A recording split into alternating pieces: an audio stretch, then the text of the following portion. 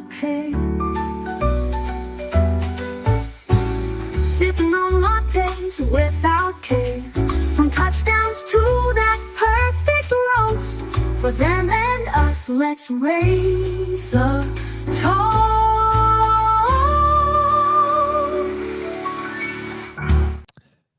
Good morning?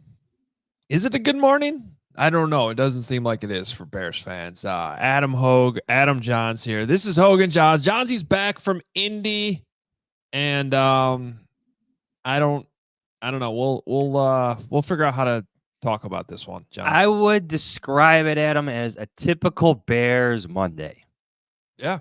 We've had many of these Mondays breaking down many games like this. So it's Bears Monday, a very typical Bears Monday morning in Chicago. It is and it isn't. Because I don't remember a game in which the Bears ran 49 offensive plays in the first half and had 0 points. Wait, are you saying that's a good thing? Well, it's a good thing that they had more. We've covered Bears games where they've maybe had 20 plays in the first half and 0 points. But, I mean, to have the ball moved that much and a quarterback actually throw for 363 yards and to still be sort of in the same spot where the offense just seems like it's a problem once again, the coaching getting questioned once again, and not just by us. I mean, it's a national story this morning. I've already seen it. Because Caleb's a national story, and it is going to continue to get focused. But this is yesterday just wasn't a good day for Matt Eberflus and Shane Waldron and company, in my opinion. What would you have called in fourth and goal from less than a 1 yard line? What's your go-to play call? What's your go-to concept? Well, I guess the complete opposite of what they called would have been a quarterback sneak. I'm not saying I'd go that far, but I would definitely be under center. At least once right in that series of 4 plays. Yeah, to go wildcat on first down, shotgun run, pistol. Okay, now we're backing up even farther away from the goal line. What kind of formation can we run? Where can we line up at the 50? Can we put what formation puts the running back all the way back at the 50-yard line? I mean, we're getting closer to the other goal line on each of these downs, even though the football is getting closer to the goal line you're trying to get to. Someone explain that to me and make it make sense, because it doesn't make sense. Why can't you just line up? First of all, wrong running back in the game. Running back who's getting most yards and falling forward the best, Roschon Johnson. Read what's going on in the game. So to answer your question, I have my quarterback under center. I have Roschon Johnson in the game, and I am running the ball forward with power. And if they don't get it because the offensive line obviously isn't that great, well, at least the ball is at the half-yard line or wherever it might be. You can still back them up, maybe get a safety, maybe turn that thing around. I am sure as hell not running a play in which there's any chance I lose 12 yards.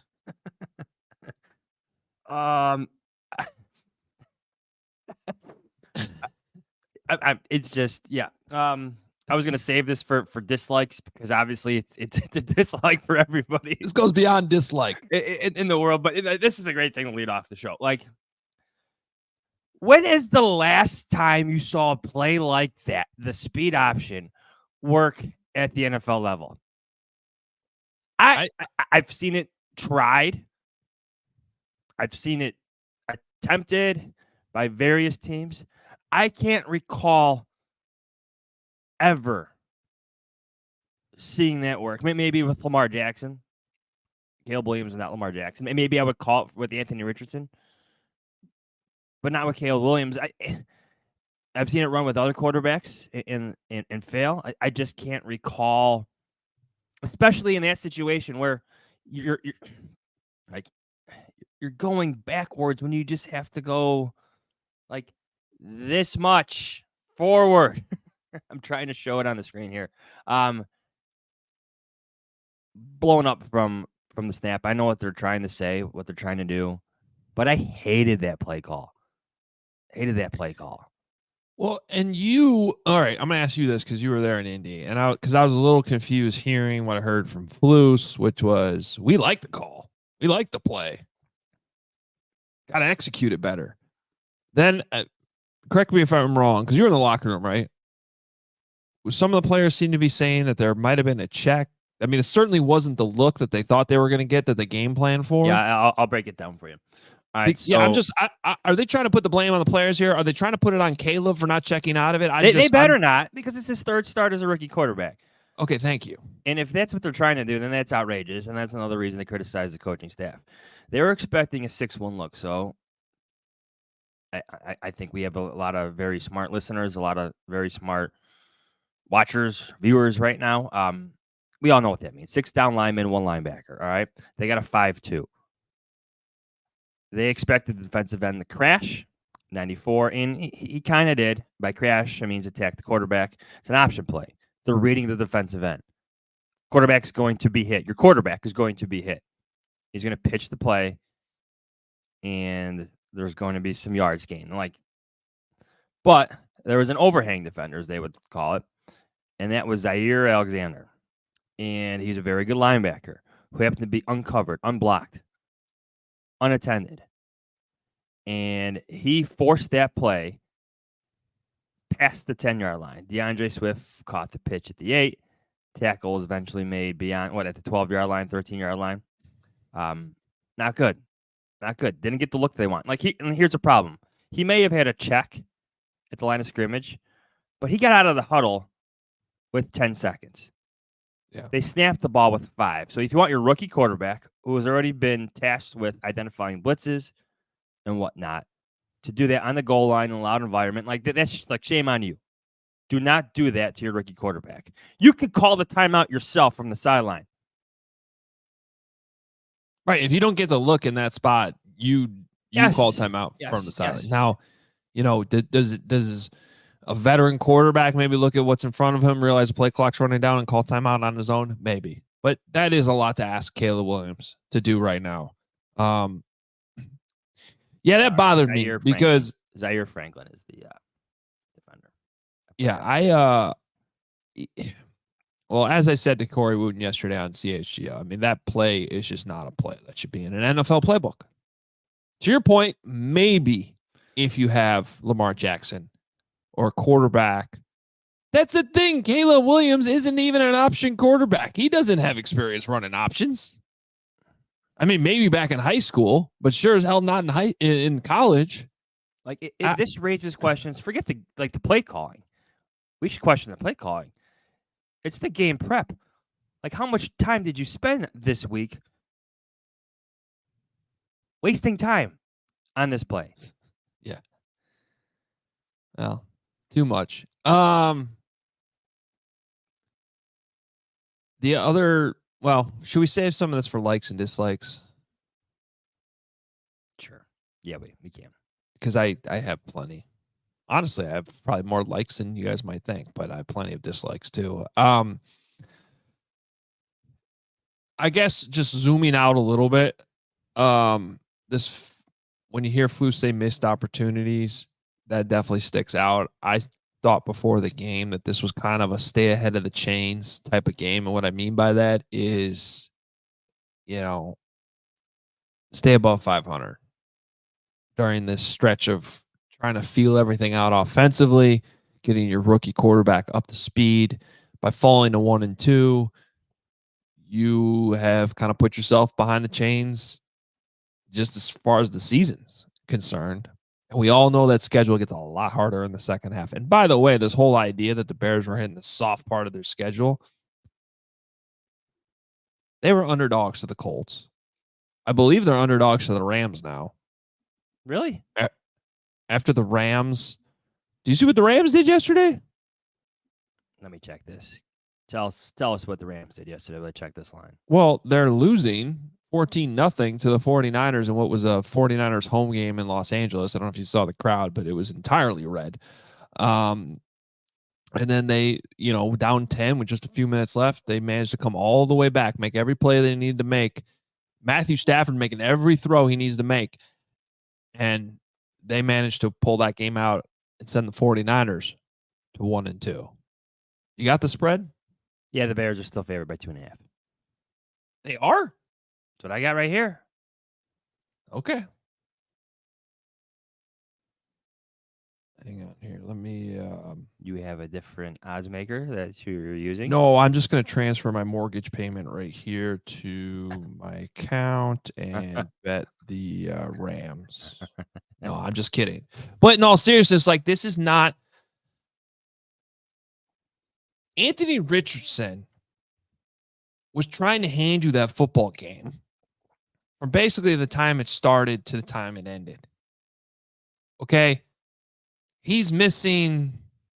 The interceptions were horrible.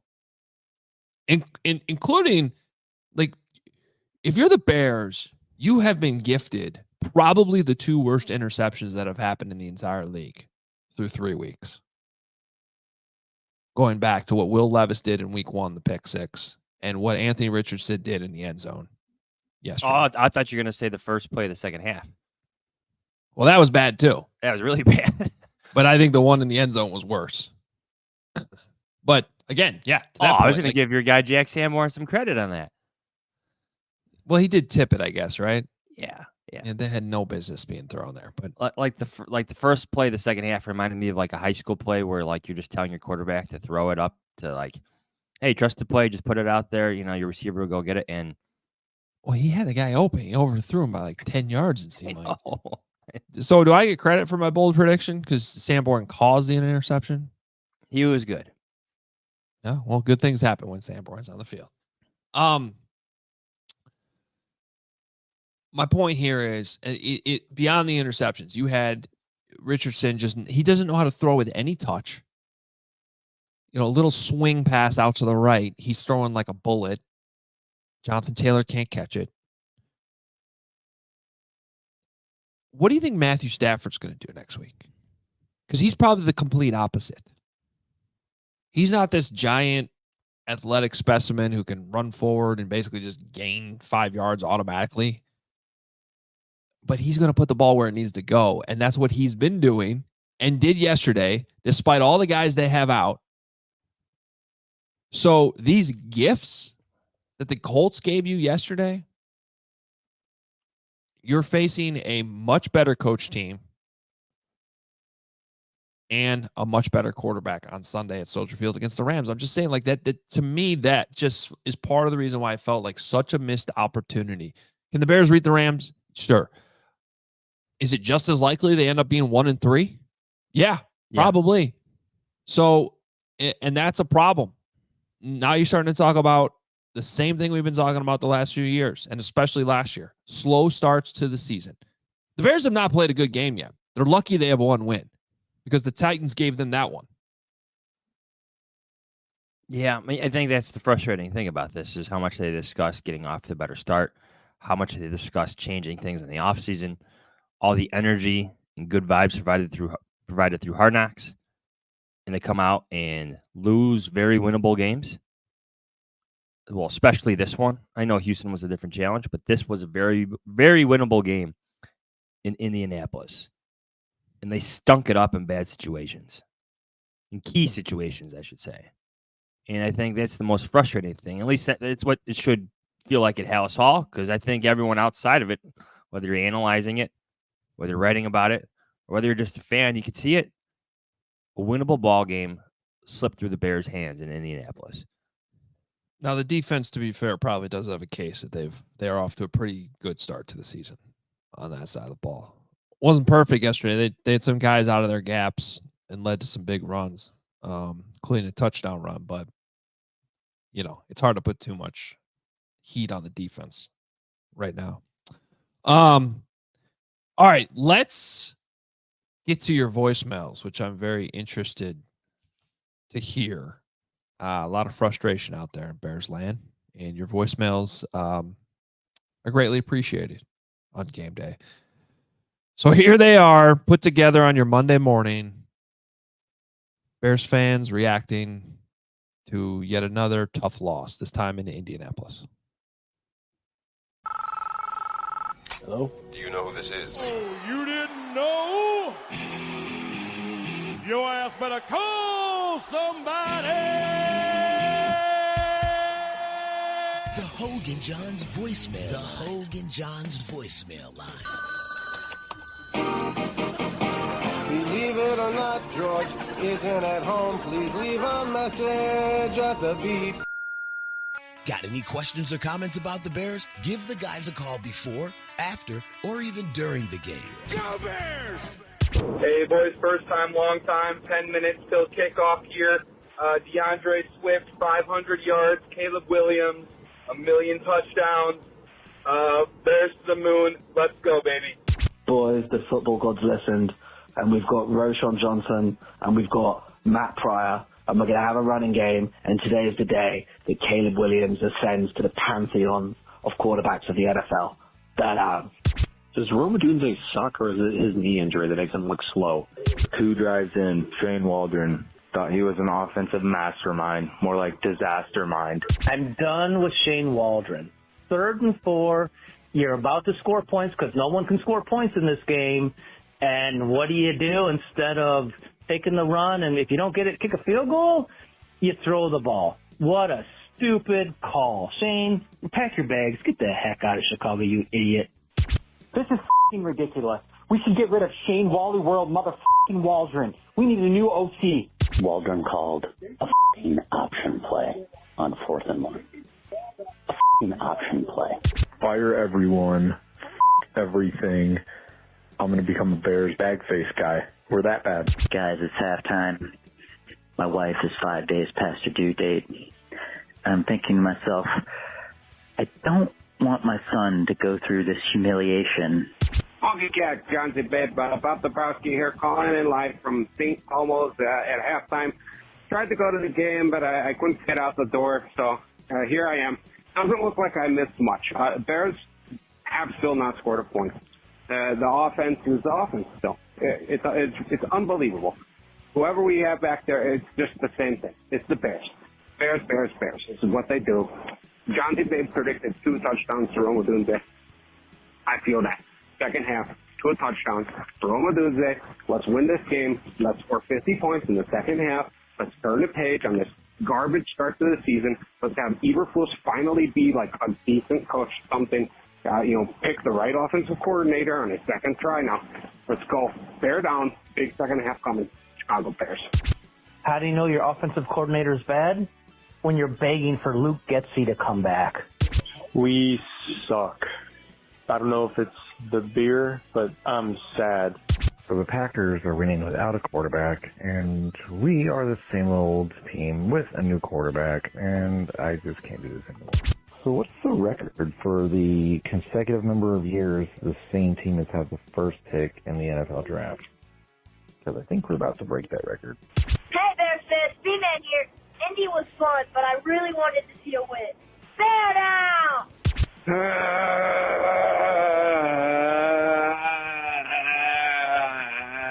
Bob Dabrowski here, calling in from an Indianapolis hospital. They cut the door out of St. Elmo's, and I got to see the rest of the Bears game, and it was just as bad as I suspected this whole time. Eberflus is horrible. He's horrible. He can't call timeouts. He can't make challenges. He can't get the players ready to play. It's just terrible. Close your eyes. Picture the Bears winning the Super Bowl. Picture Caleb Williams holding up a Lombardi trophy. Is the coach standing next to him, Matt Eberflus? No. He sucks. Get rid of the guy. It's done. Oh, Bob. He's broken. Yeah, come on. It's still September for that to be happening. Usually that doesn't happen until November at least. I gotta say, true story. I one time ended up at St. Elmo's at halftime of a game in Indy because my wife and I went down to see Wisconsin play Ohio State, and I think they were losing 45-0. And we just were like, all right, let's go to Elmo's. Let's get a steak over. Everybody else gets here. We came all the way down to Indy. We might as well have a nice meal. So I've been there, Bob. I feel you. And this one was a little closer than that, but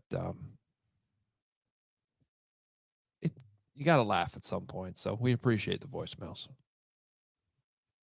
Should we get the likes and dislikes? Yes. I like that the Roma Dunze connection finally showed up with Caleb Williams. We've talked a lot about it. We've written a lot about it. And it finally showed up in a good way. Touchdown, a bomb, other passes. It was a good day for the two rookies. Yeah, I still, as bad as things are, and we are about 20 minutes into this podcast, this is a podcast that reacts to the game we just covered. So that's why it is what it is. But if we can zoom out for a minute, we're 3 weeks into this thing, and I still feel as confident, if not more confident, that the Bears have their quarterback. And I realize it's been frustrating, and I realize there's probably more barriers to this thing that we were expecting. And there is such a thing as overcoming your organization. And some guys just can't do that. I mean, you look at the situation Bryce Young's in Carolina right now. But every once in a while, there's a unicorn that kind of solves all your problems. The Chiefs went through this for a long, long time before they got Patrick Mahomes. And yes, is it still somewhat of a Hail Mary to be like, well, when this is all the dust settles here, Caleb Williams is going to kind of solve all these issues? Kind of. But it's still possible. I mean, despite all the shit, the guy threw for 363. And I honestly don't even want to hear that there was garbage yards in there. There kind of were. Why would you call them garbage yards, though, when you're trying to play catch-up there's an opportunity still there. Right, but, defense, so I'm not. Well, in fact, I'm not. But let's also not forget the Hail Mary right for halftime. All right, so you subtract. Let's do the math. I got it right here. But that's my point. Even if you want to subtract 100 yards, like 263 you would have taken that pregame. And honestly, I don't care if they're garbage yards, Johns. This is Chicago Bears. They don't get garbage yards. They don't get games over 300 yards passing. So you take it, and you feel good about it. So that's where I'm at with Caleb Williams. I still feel good about it. So I like that part. And I think John's froze. So I don't know if he's going to have to jump back in. He was having internet problems this morning. So I'll just keep going with my likes and dislikes until Johns figures that out because we are live here on YouTube. We appreciate you being here.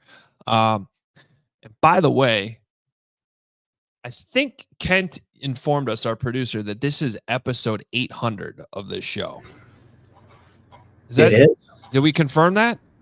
It's episode number 800. Yes, and we've done just over 500 with the Athletic. So big milestone time here at Team Hoge Jahns. That's awesome. And to celebrate, we kicked Johns off the show. Or he was having internet issues this morning. Maybe he jumps on with his phone or something, but hopefully we get him back on here soon. But so 800 episodes, and Kent, you've been with us since basically we moved over to the Athletic, so 500 there as well. So I did want to sneak that in here before I forgot, because I kind of did forget off the top. I was just saying, Johns, that it's episode 800, and I like that. And we have such a great game to talk about. Yeah. Well, it's the same game we've had for all 800 episodes for the most part. We did have that one season in 2018. Oh, Santa's sleigh, and I'm actually starting to forget all the names of those fun plays that Matt Nagy had up his sleeve for that year. Well, I guess I'll get to a dislike. Throw that out just to keep the conversation going. I highly dislike that the Bears were not ready to go for two in an obvious go for two situation and had to burn a timeout. And the easy thing to do in the moment was to blame the quarterback and the wide receiver for celebrating. First of all, I was guilty of that myself. Good celebration. So if you're even if you are gonna cause a problem there by celebrating, at least get your money's worth. I thought it was a good celebration for two guys getting their first touchdown and arguing over the football. That was good. However, there's an angle from the other side that I rewatched this morning, and the coaches are high-fiving Caleb Williams and Rome Odunze as they come to the sideline after the celebration. There's no one yelling, two, we're going for 2. So even post-game yesterday, my criticism was, even if they were celebrating and not paying attention in the moment, first of all, at that level of football in the National Football League, that's something you tell them before the drive starts. Hey, if we score here, we're going for 2. You need to be ready to go for 2. They weren't even telling them that in the moment as they're celebrating. They just simply weren't prepared to go for 2. That's inexcusable. And I got to be honest, I don't like the way Matt Eberflus is explaining it either. From the top to the bottom, I'm not sure what that means, but the top is him. And I know he's on the bottom. He's like on the ground floor. He's on the field level. He's not in the press box like all of us. But the hot dog laid in press box. And there was hot dogs this time. They're pretty good too, actually, I have to say. Oh, so did you hit the over or the under? No, I hit the under. I'm not having 2 hot dogs. They're actually pretty big hot dogs too. Wow. They didn't have celery salt, though. That's another conversation. That's a dislike. No celery salt. Well, Indianapolis. Get it right. It's Indy. You know.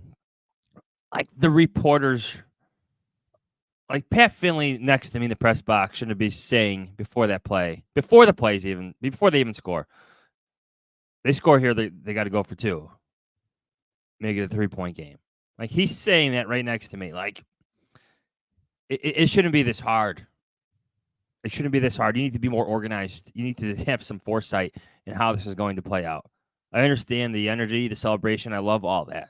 But there's still time to get them back off that awesome moment, back on the field to have a play. And that play call, correct me if I'm wrong, but that was we saw that quad formation come out again, right, with the tight end? Yeah. I dislike that formation because I feel like every time we see it, we either get a tight end screen to Gerald Everett or some play that either goes for negative yardage or for minimal yardage. Yeah. You know, the old have the little guys block for the big guy play. I don't like that either. I dislike, and this actually goes beyond the Bears game, the way they are officiating quarterbacks right now is completely out of hand. To call forward progress on that strip sack was just horrendous. And they didn't call it in the moment. They called it retroactively. Because we see play after play after play, like you let the thing play out. Like there was a couple plays where Caleb, he moved backwards to escape pressure. They didn't call forward progress on those because he escaped and he got the ball off. And you cannot convince me otherwise. If Anthony Richardson had gotten out of that and gotten a pass off, complete or incomplete, they wouldn't have given the Bears a sack. No way. But because he fumbled and the ball comes out, then all of a sudden, forward progress. There was a play in the Lions-Cardinals game where they took a pick 6 off the board at the 2-minute warning going into halftime. Jared Goff, interception, return for a touchdown for the Cardinals. And they ruled that the clock hit the 2-minute warning. But it was a delayed whistle. You can rewind it and fast forward as many times as you want. That ball is getting snapped at basically the nanosecond the clock hits 2 minutes. But yet, almost every single time the play clock gets to 0, there's a little bit of leeway there. There's a half a second leeway. Quite frankly, the Bears got that a couple times yesterday. I thought Caleb was getting a little Aaron Rodgers treatment with that play clock going down to 0 and then letting the snap get off and everything being fine. But all of a sudden there's, and if you look at it, the whistle, and I'm talking about the Lions game now, the whistle gets blown as Jared Goff's about to get hit. It's like it was so debatable, but the quarterback's about to take a shot. So blow the whistle, blow it dead. So God forbid the quarterback doesn't get hit. And then the hit actually forces a bad pass, pick 6. And instead of the Cardinals getting a huge pick 6 before halftime, no, 2-minute warning. Everything's cool. Like it's not, they're just over officiating this thing so far towards the offense. It's like they've scared the officials into letting anything bad happen to the quarterback. And it's gone from injury to just simply turning the ball over. I hate that. Well, I think you also saw an instance where you thought forward progress had already stopped the play, and then the play continued for 10 more seconds as the Colts push their running back into the end zone. Yeah. Like that felt like I thought forward momentum was stopped on that touchdown, at least from my vantage point. But then the play continued, and I get it. You see some of that. I just think when you see the earlier call on Anthony Richardson, you're like, where's the consistency in this? And I get it. Some of that consistency is meant to protect quarterbacks, or inconsistency is meant to protect quarterbacks. But no, that's like a perfect example because the quarterback wasn't involved in that play, so they're going to let it go. They're going to let it play out. And momentum was stopped, but they're going to let it keep going. And it's just, I understand the rules, but it in both of these plays I'm talking about, a quarterback wasn't in danger of injury. He was in danger of turning the ball over. So the protection of quarterbacks has gone so far in one way that they're just punishing the defense. And I saw DeMarcus Walker tweet it, like, how is this possibly not a strip sack? And it looks even worse today than I thought it looked live yesterday. Now, I do have to say this. This brings me to one of my likes, Johns. I like that the Bears finally have a quarterback that gets roughing calls. This never happens. The Bears finally have a quarterback that is getting roughing the passer calls, because I'm not sure those were, at least the one yesterday was completely 100% roughing, but he got the call, and it's been a long time coming. Talking about that's helmet-to-helmet contact. But to your point, in the past, I still don't think Justin Fields has gotten one in his career. He's gotten like one or two, but I'm exaggerating this point. But Justin Fields took a lot of hits without a lot of calls throughout his 3 years for the Bears, and you're already seeing Caleb Williams get some of that. Yeah. All right, you got to like or dislike. Do you want to like or dislike? You want a positive or negative? Well, right now, I dislike your internet. Is it still choppy? I dislike Comcast right now for having to do this on a Monday morning. It's working enough, but it's still choppy. Sorry, everybody. Sorry. The whole area is we're working off my phone right now. All right. I like that Cole Kmet had the type of day he had yesterday as a pass catcher.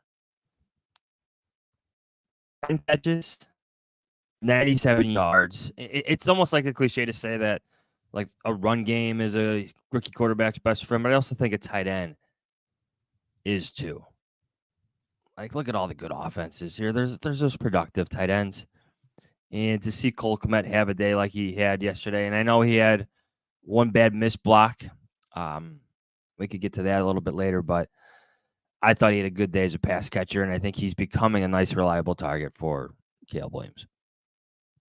Yeah, it's good. I guess it's a good sign to see that corrected, because it was so stunning to see him get fewer than half the snaps in week 1.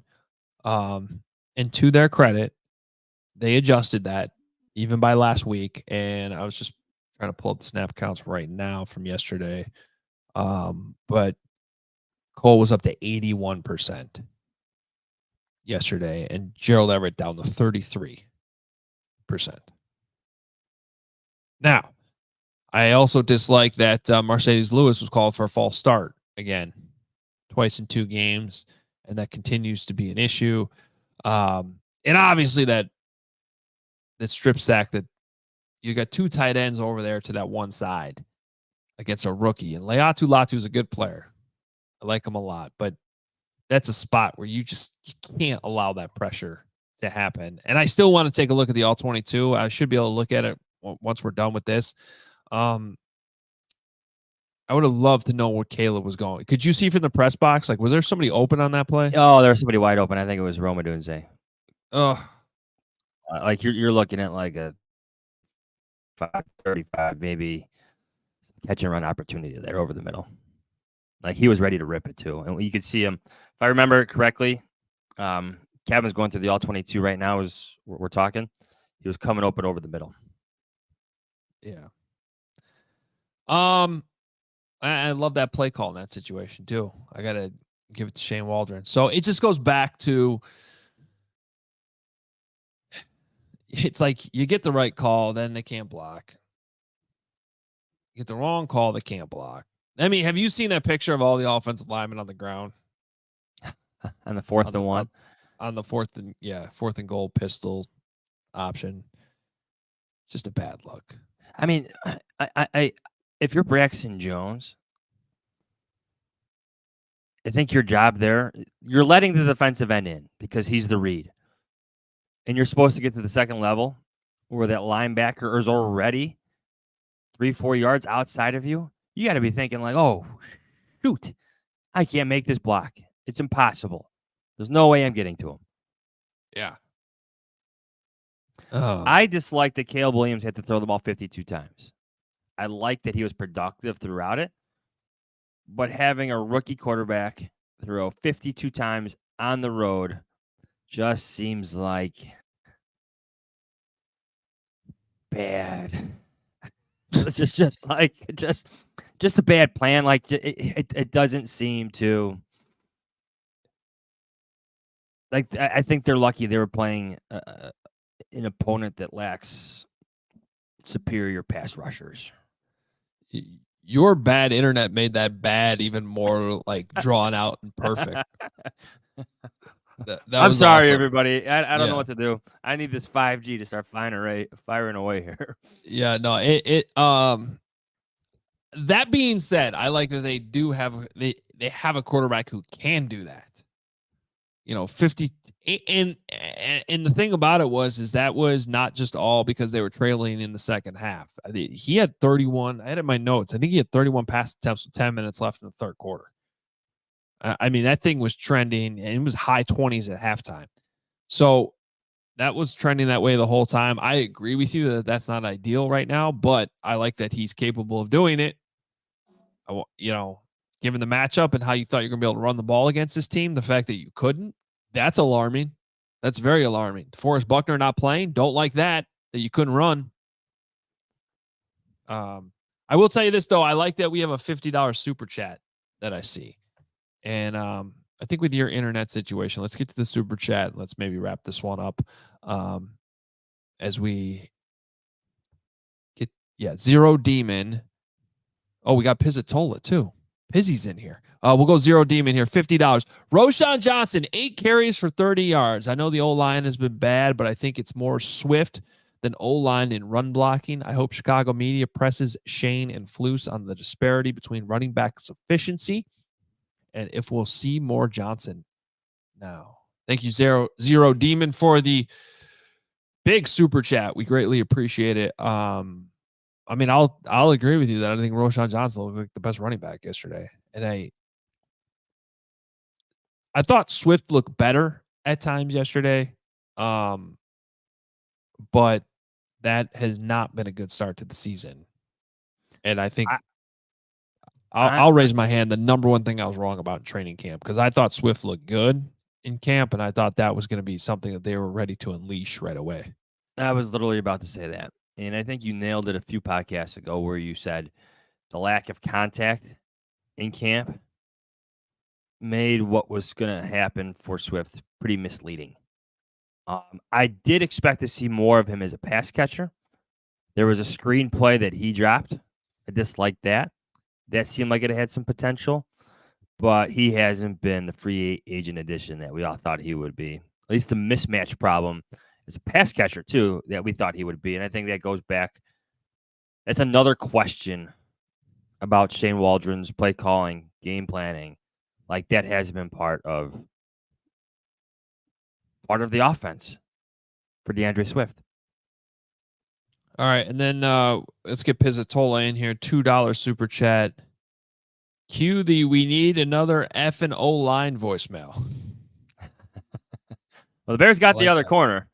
Quarterbacks yeah, they got the okay. quarterback, but someone's gonna have to leave that. Hey, that worked. That voicemail worked. They got plenty of corners now. Yeah. So maybe someone needs to call in and do that for the O-line, and that'll get them to figure it out. What did you make about the benching? It was a benching for Nate Davis. Oh, 100% benching. In fact, yeah, I was just going to double check that. 1 snap for Nate Davis. Now, if he didn't play at all, you could have said, "Oh yeah, the groin just wasn't good enough." And even though he was active, we just made the decision to hold him out. The fact that he came in immediately when Braxton Jones left and Matt Pryor had to move to left tackle, he would have played. If Braxton Jones didn't come back, Nate Davis would play the rest of that game. Yeah, yeah. Not only did he take the field immediately, he ran onto the field. Looked just fine. Yeah. Looked just fine. So that was a benching, everybody. 100% benching. And again, still need to go through the film, but my initial reactions was I thought Matt Pryor was an upgrade. I also think Coleman Shelton played a little bit better. But a lot of times the All-22 confirms or unconfirms those initial thoughts. And we also have a super chat from Bear Down Omaha, $2. I am upset with the results of the last game.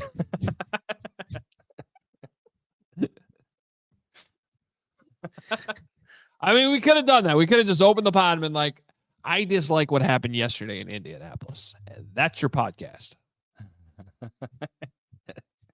I don't know why that was just phrased perfectly.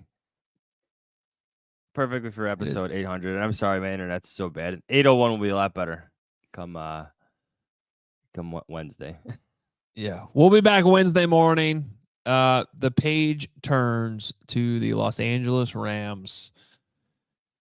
And a game that I guess the Bears are favored in. That's an interesting line. We'll talk about that more on Wednesday, I think, because that's one of those suspicious lines that almost makes me feel better about the Bears' chances. Seems like they're just begging everybody to pick the Rams. So we'll continue to follow that throughout the week. They are really banged up. Bears got a lot of stuff to fix. It'll be interesting to hear what the narratives and storylines are over the next 48 hours or so as, the blame game unfolds after what was not a great performance in Indianapolis. But a place where we've been for 800 episodes and counting. We know it well. Hopefully it'll change one day. Hopefully. And you guys are still here for all of these, and we greatly, greatly appreciate it. Believe in 18, because that is still my biggest takeaway. Despite all the crap, the fact that all this has happened, and I still feel like he's going to be just fine. Because he has gotten better each week, without a doubt. It's still probably not where you want it to be, but it's still early. It's still September, and he is getting better. Rome Odunze coming around. Zoom out, big picture. That's very, honestly, the most important thing. It's very good. So just try to, as you're down here on this Monday, just think about that. You'll feel better. I promise you. All right. Talk to you guys on Wednesday, episode 801. We'll fix Johnson's internet, and we will maybe fix the Bears' offensive line. Talk to you then. See ya.